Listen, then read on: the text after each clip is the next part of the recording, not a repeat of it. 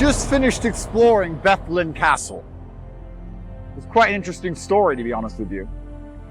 In 1949, it was seized from the family by the communists. Originally built between the 1400s and 1600s, the family owned it for a very long time. And then in 1949, the communists took it away. It kind of goes to show that you don't really own anything in this life. You can think you own something. You can have a trust fund. You can have a piece of paper. You can have a castle. But unless you have a gun, you don't own a thing. Even if you do have a gun, often the people who are trying to take it from you have more guns than you. Kind of a sad revelation to come to, that the bottom line of everything, the bottom line of all ownership on this planet, truthfully, it comes down to violence. Your family can own a castle for 500 years. The government can change. The structure of governance can change, and it will be stolen from you.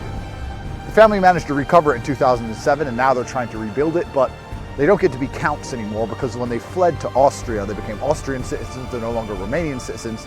Once again, paperwork, matrix garbage.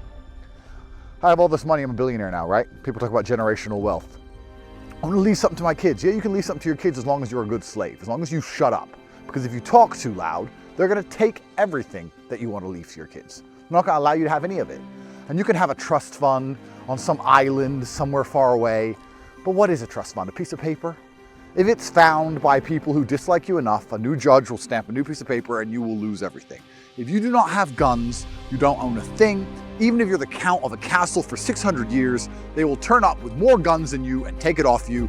You don't own anything on this planet. And now that I'm a billionaire, coming from the bottom possible echelon of the socioeconomic ladder, now living at the highest possible echelon of the socioeconomic ladder, I've learned that every single thing you acquire along the way isn't even yours. What do you own? You own your soul. You own your integrity. You own the ability to say, I never sold my soul to anyone else. You own the pride you have in yourself when you stick to your word. That's all you really have. Your word is your bond. I know it's a bit cliche. It's an old saying. When a man said, all I have is my word, that'd be something a poor man would say. And I'd argue that it's exactly the same whether you're a poor man or a rich man. I think rich men only have their word exactly the same. Here I am in the countryside, pondering the fact that I don't own anything besides what's inside my heart.